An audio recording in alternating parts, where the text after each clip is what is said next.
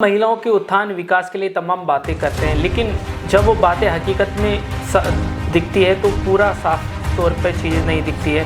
आज भी भले ही हम आत्मनिर्भरता की बात करते हैं, हम चांद पे पहुंच गए, लेकिन हमारी महिलाएं, हमारी बेटियां अंधेरी रातों पर या कह सकते हैं भीड़ भरे बाज़ारों में भी चलने में हम कह सकते हैं मुश्किलें का सामना करते हैं। इतना समाज में काम करते हैं ना तो ऐसा डर बैठ जाता है, क्यों ये है भीड़ में गंदी नज़र, गंदा टच, ऐसे दरिंदे आपके आसपास बहुत आराम से मिल जाएंगे। तुम्हें भी बोला था भाई कि महिलाएं तो छोड़ो, अब तो जानवरों में भी कुछ और दिखता है, अब तो पुरुष भी सुरक्षित नहीं है। एक 7 साल के छोटे, हम कह सकते हैं छोटे बच्चों को भी पता है कि जो ये घटनाएं हो रही है कि वो फ़ोन जो चला रहा है उससे वो देखना नहीं चाह रहा, फिर भी वो सारी चीज़ें उसके पास स्क्रॉल कर रहा तो पता चल रही है।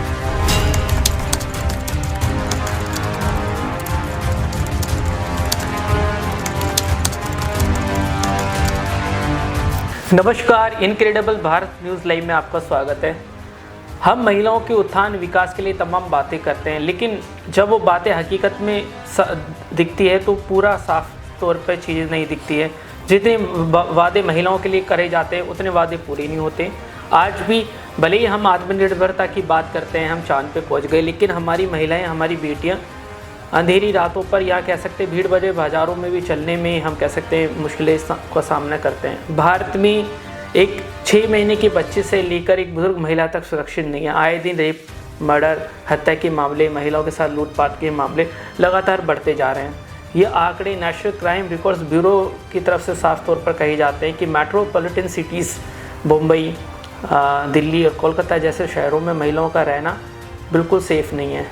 और ऐसी बातें मीडिया में तो मेट्रोपॉलिटन सिटीज़ है तो सामने आती है। हमारी दूर दराज की महिलाएं, राजस्थान, हरियाणा, ऐसी महिलाएं हैं जिनको बार बार अत्याचार सहना पड़ता, लंबे समय से सहना पड़ रहा है, लेकिन उनकी आवाज़ उठाने वाला कोई नहीं है। पश्चिम बंगाल, कोलकाता और नॉर्थ ईस्ट में तो बहुत बुरा हाल है। वहाँ पे महिलाओं की खरीद फरोख्त और बेचने का सिलसिला लंबे समय से चला आ रहा है। सरकारें भले ही कहती है कि हम काम कर रहे हैं, लेकिन ऐसा नहीं है। दिल्ली में हम देखते हैं कि किस तरीके से जीबी रोड और तमाम रेड लाइट एरिया में पूरे देश भर से छोटी नाबालिग बच्चों को लेकर आया जाता है, उनको इंजेक्शन लगाया जाता है ताकि उनको बड़ा दिखाया जाए। तो ऐसे महिलाओं के साथ शोषण लंबे समय से चला आ रहा है। और ख़ास तौर पर ये जितनी भी महिलाएं हैं, जितनी भी बच्चियां हैं, ये सब बहुत सामान्य परिवार से हैं तो अपनी आवाज़ भी नहीं उठा सकते। लेकिन इन तमाम मुद्दों पर काम करने वाली महिलाओं से संबंधित हिंसा और भी तमाम उनको न्याय दिलवाने वाले मुद्दों पर काम करने वाली। और आपने एक मामला ज़रूर सुना होगा, नंदग्राम में एक 4 साल की मासूम बच्ची का रेप और उसका मर्डर हुआ था। तो उस सिलसिले में पूरे देश भर में एक पर्याय बनी, एक आवाज़ उठाने का पर्याय बनी और उस बच्चे को न्याय दिलाने का काम करा। ऐसी राखी पैनवाल जी मेरे साथ में हैं। आप इंटरनेशनल खिलाड़ी रही हैं और आप भारतीय किसान यूनियन संघर्ष उत्तर प्रदेश की आप महिला अध्यक्ष हैं। राखी जी, हम आपको बहुत लंबे समय से देख रहे हैं कि आपने अखाड़े में खिलाड़ी के तौर पर भी बड़ा प्रदर्शन कर रहे हैं और सामाजिक जीवन में भी आप पीछे नहीं हैं। आप अपने लिए तो संघर्ष आप कर ही रही हैं, बाकी लोगों के लिए भी आपने संघर्ष करा। नंदग्राम का जो ये मसला था, बच्चे के साथ बलात्कार और मर्डर का मसला, उसको भी आपने बहुत बेबाकी से उठाया है। उस सिलसिले में कार्रवाई भी हुई है, लेकिन ऐसी घटनाएं तो लगातार देश में बढ़ती जा रही है। सरकारें भले ही सख्त कानून बनाने की बात करती है, हमारी अदालतें सख्त फैसला देने की बात करती है, लेकिन ऐसी घटनाएं तो रुक नहीं रही हैं। सभी को मेरा बहुत बहुत नमस्कार। आपका जो सवाल है उसी में मैं जवाब भी देना चाहती हूँ कि अगर हमारे देश में ऐसे कानून हैं तो इम्प्लीमेंट होते क्यों नहीं है? कानूनों को इतना लचीला रखा क्यों गया है? अगर फांसी का कानून है तो फांसी आप उठाकर देखिए कि बलात्कार के मामले होते कितने हैं और उसमें कार्रवाई किस तरीके की होती है, तब जाके वो फांसी तक पहुँचे। और एक निर्भया के केस के अलावा हमारे भारत देश में मैं जानना चाहती हूँ कि भैया कौन सा ऐसा फांसी किसी अपराधी को दे दी गई है? मैं तो शुरू से भी इस बात को बोलती हूँ, आप 1-2 मामलों में, मामले तो बहुत सारे हैं। भारत देश की अगर बात करूं तो अभी मैं सिर्फ उत्तर प्रदेश की बात कर रही हूं। यहाँ पर तो कुछ मामले अभी हमने देखे हैं, जैसे नंदग्राम में छोटी बच्ची का मामला। अगर मैं देश के अलग अलग राज्यों की बात करूं तो न जाने ऐसे कितने मामले हैं जो सामने आते हैं और कितने ऐसे हैं जिनमें FIR नहीं होती, जो रजिस्टर्ड नहीं होते। कितने ऐसे हैं जो महिलाएं डर की वजह से, शर्म की वजह से, समाज की शर्म की वजह से सामने ही नहीं आ पाती, या कितने को तो डरा दिया जाता है, कितनियों के घर वाले नहीं साथ देते हैं। तो मेरा ऐसा मानना है कि उनमें से एक दो अपराधियों को सार्वजनिक फांसी दे दो, उसके बाद देखो समाज में कितनी तेजी से ये मामले कम होंगे, ना कि बढ़ेंगे। नहीं, जैसे आप सार्वजनिक फांसी की बात कर रही हैं, लेकिन अदालतें काम कर रही है, लेकिन आपको नहीं लगता कि जो हमारा न्याय प्रणाली है या फिर हमारे जो कानून हो उसमें बदलाव की ज़रूरत है? बिल्कुल बिल्कुल बदलाव की ज़रूरत है, क्योंकि इतना ज़्यादा थका देने वाली प्रक्रिया है, एक जर्नी। जो मैं बोलूँ कि पहले तो आप थाने में जाओ, सबसे पहले तो आप FIR के लिए बहुत ज़्यादा स्ट्रगल करते हो, उसके बाद मामला अगर सही जांच हो जाए, सही जांच के बाद में जब आप अदालत जाते हो, अपराधी को भी इतने राइट्स क्यों दिए हुए हैं कि भैया वो अपने बचाव के लिए सारे हथकंडे अपनाता है। कहीं अगर उसको बेल मिल गई तो अपराधी तो खुल रहा है, बाहर घूम रहा है, वो न जाने और एक दो लड़कियों के साथ में कर देगा रेप, कर देगा समाज गंदा। तो भैया जहाँ पर सारे साक्ष्य क्लियर हैं, जैसे ये नंदग्राम वाला मामला था, छोटी सी बच्ची थी, भाई इसमें तो सोचने वाली बात ही नहीं है, इसमें तो उठाओ और उसको दो फांसी, खत्म करो कहानी। जब बच्ची जो बिल्कुल निर्दोष थी उसकी सांसें छीन ली, तो जो अपराधी जिसने इतना बड़ा अपराध कर दिया, वो तो एक सांस लेने का भी अधिकारी नहीं है मेरी नज़रों में। उसको तो बिल्कुल खत्म कर देना चाहिए, या तो एनकाउंटर कर दो या फांसी, जो पूरे देश की मांग है। हमने आपको देखा, आप हमेशा से जूझती रही है, और जिस तरीके से आप महिलाओं को, हम कह सकते हैं कि एक टर्म ज़रूर चला है, महिलाओं के लिए सोच थोड़ी सी ज़रूर बदली है। जिस तरीके से प्रधानमंत्री ने महिलाओं के लिए कहा है, बच्चों के लिए कहा है कि बेटी को पढ़ाओ, बेटी को आगे बढ़ाओ, लेकिन आप कह रहे हो बेटी को खिलाओ भी, उसको स्पोर्ट्स में लाओ। तो अगर लड़कियां स्पोर्ट्स में जाएगी तो काफ़ी अच्छा प्रदर्शन करेगी, कॉन्फिडेंस आएगा, समाज से लड़ पाएगी। तो उसके लिए भी आप अपने लेवल पे काफ़ी कोशिश कर रही है, आप स्पोर्ट्स कॉम्प्लेक्स बनाने की बात कर रही है, और क्या क्या आपके मन में है उसके बारे में? भैया ये तो हमने बहुत आगे की बात कर दी। जी जी। पहले तो बेटी बच जाए, उसके बाद पढ़ेगी या उसके बाद कुछ करेगी। जी जी। नारा तो हमने बना दिया, बेटी को बचाओ और बेटी को पढ़ाओ। भैया पहले बेटी बचा लो, उसके बाद बेटी को पढ़ाना, उसकी आंखें तो खुली रहने दो।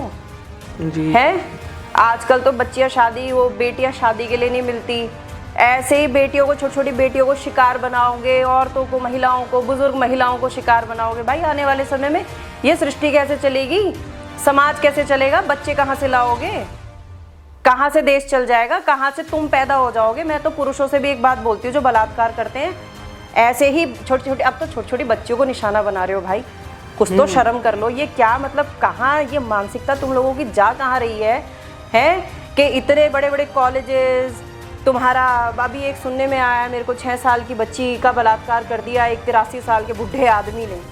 अरे भैया इस उम्र में तो बोलते थे हमारे दादा परदादा कि भैया पूजा पाठ में दिमाग लगाओ, है। और तुम्हें अगर छोटी छोटी बच्चियों में, जो तुम्हारी पोती से कम, मैं कहती हूँ शर्म आती है, मेरे रोंगटे खड़े हो जाते हैं जब मैं ऐसी घटनाओं को कहीं सुनती हूँ कि भैया करने वाले के अंदर खौफ नहीं है, डर नहीं है। किस लिए नहीं है? आज अगर ये प्रजापति छूट जाता है सपोज, या इसको बेल मिल जाती है, तो इसको तो एक्सपीरियंस हो गया कि तुम आसानी से किसी बहुत नाजुक सी छोटी सी बच्ची को मार के तुम डाल दोगे और कानून इतने लचीले के छोड़ देंगे। तो भैया मैं हाथ जोड़ के कह रही हूँ, पहले हमारी बच्चियों को बचने दो, उन्हें जीने दो, महिलाओं को जीने दो, औरतों पर भी दया खा लो भैया, दया खा लो कि ये अगर बच गई ना तो सृष्टि चलेगी। पढ़ाना लिखाना, इनको कुछ बनाना तो बात की बात है। किस क्षेत्र में महिलाएं अच्छा काम नहीं कर रही हैं भाई? तुम खाली पढ़ाई की बात कर रहे हो, बेटों से ज़्यादा परसेंटेज रहती है छोटी छोटी बच्चियों की। 10वीं 12वीं की अगर बात करूं, किस क्षेत्र में महिलाएं अच्छा काम नहीं कर रही हैं? लेकिन पुरुषों को बदलने की ज़रूरत है भाई। यहाँ पर कोई भेदभाव की बात नहीं कर रही हूँ, लेकिन तुम लोगों को अपने आप को रोकना पड़ेगा, बिल्कुल रोकना पड़ेगा। जी, मैं आपको एक आंकड़े की तरफ आपका नज़र आपको लेकर जाना चाहता हूँ। 2021 से 2023 के बीच में 13 लाख मामले दर्ज हुए हैं। ये तमाम मामले महिलाओं के साथ हिंसा, आपराधिक घटनाएं, लूटमार और रेप की घटनाओं के साथ में हम इसको देख सकते हैं। हमारे भारत में न्याय प्रणाली, खास तौर पर अभी हाल ही के दिनों में जो बच्चों के खिलाफ अपराध हो रहे हैं और जो फैसला है सरकारों के और कोर्ट के, बड़े चिंताजनक है। जिस तरीके से निठारी कांड हुआ, बच्चों को मार के नाले में डाला गया, उनके छोटे छोटे पार्ट्स करके नाले में डाला गया, लेकिन आरोपियों को सज़ा हुई, लेकिन वो बाद में छूट गए। लेकिन सवाल ये खड़ा होता है कि अगर उन अपराधियों ने नहीं मारा तो बच्चों को मारा किसने? आखिरकार कुछ लोग ज़रूर हैं जिन्होंने बच्चों को मार के नालों में डाला है। अगर ऐसे फैसले सरकारें सुनाती है, और जिस तरीके से हमने देखा आरजीकर मेडिकल कॉलेज, अभी वहाँ पे चुनाव चल रहे हैं पश्चिम बंगाल में, और जो पीड़िता की महिला माँ है उसको भी टिकट दिया गया है। तो बड़े उदाहरण, बड़े बड़े केस ऐसे हैं जहाँ पीड़िता को न्याय नहीं मिल पाया है, अपराधी खुले घूम रहे हैं, उसके बारे में आप बताइए। वो तो आप खुद ही कह रहे हैं अपराधी खुले घूम रहे हैं, हम तो बोल ही रहे हैं अपराधी खुले घूम रहे हैं। भैया कितने सारे केसेस तो हमारे पास में जहाँ अपराधी FIR हो गई, मेडिकल हो गया, सारे साक्ष्य मिल चुके हैं, अपराधी की अरेस्टिंग।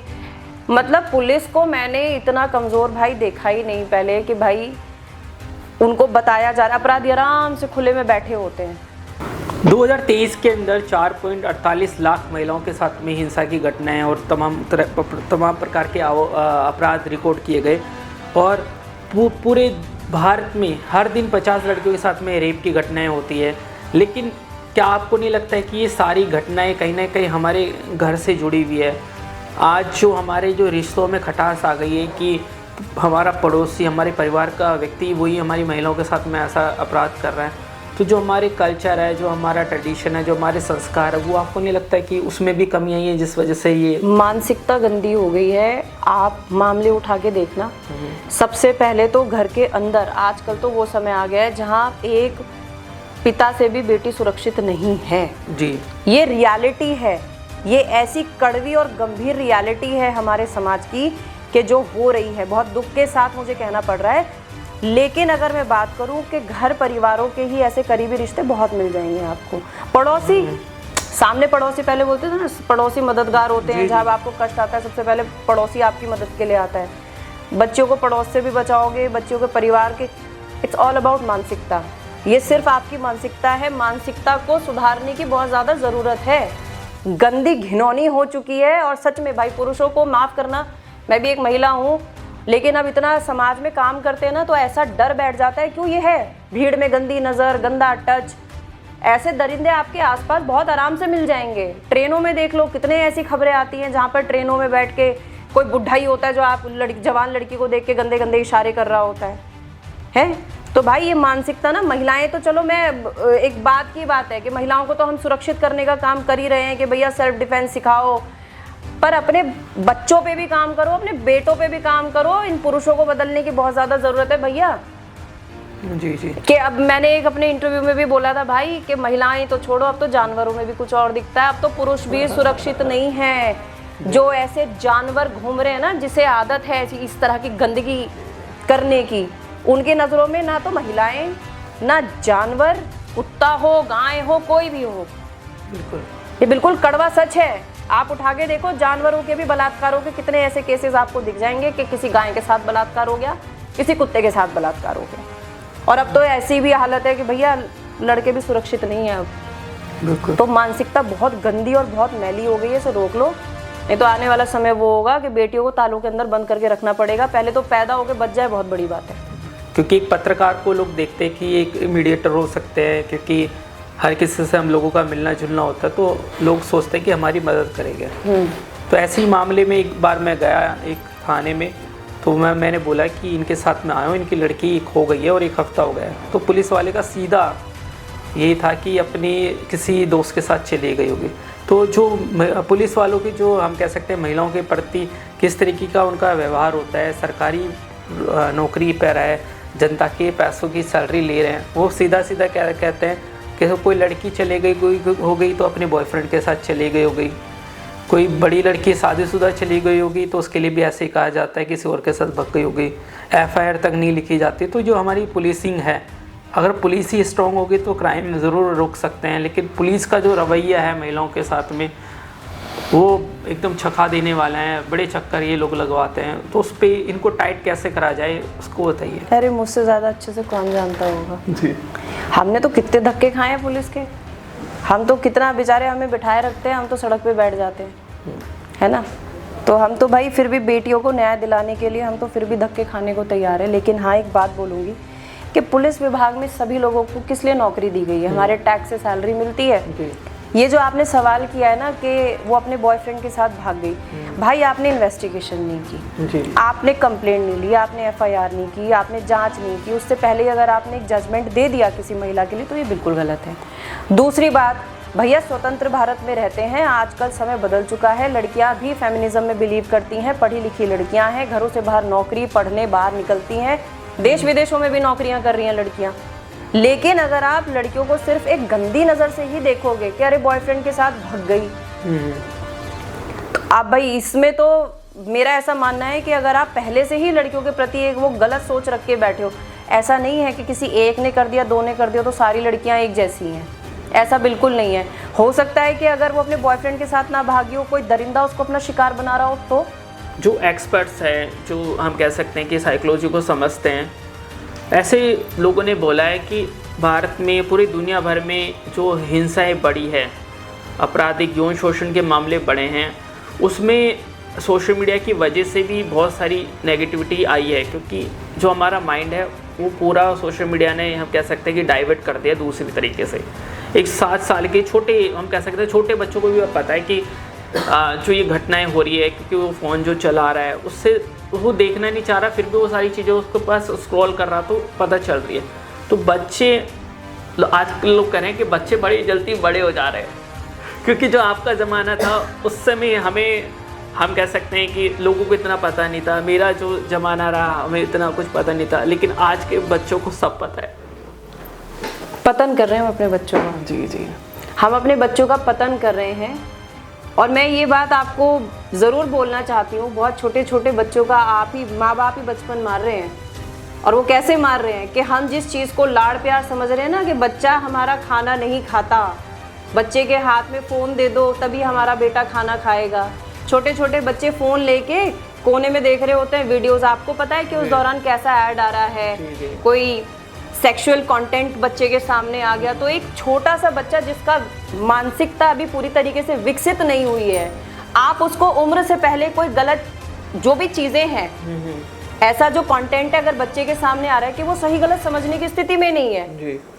तो हम कम उम्र से अगर बच्चों की मानसिकता खुद ही खराब कर रहे हैं, ये तो रिस्पॉन्सिबिलिटी हम लोगों की भी बनती है ना, कहीं ना कहीं पेरेंट्स की भी।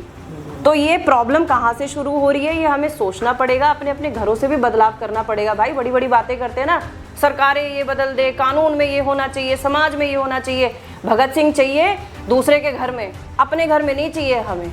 अपने अपने घर से अगर गंदगी साफ करने का काम करोगे तो ज़रूर एक दिन समाज भी साफ होगा और हमारा देश भी साफ होगा। ऐसी गंदगियाँ भागेंगी। जिस चीज़ के लिए हमारा देश जाना जाता है ना, भारत देश, भारत माता। हमारे यहाँ नवरात्रों में कन्याओं का पूजन होता है, कन्याओं को बलात्कार नहीं, ये बात ठीक है। तो मैं अगर आपसे मैं बात करूं कि जी हाँ, समाज में अच्छाई और बुराई दोनों एक साथ चलती है, सब एक जैसे नहीं है।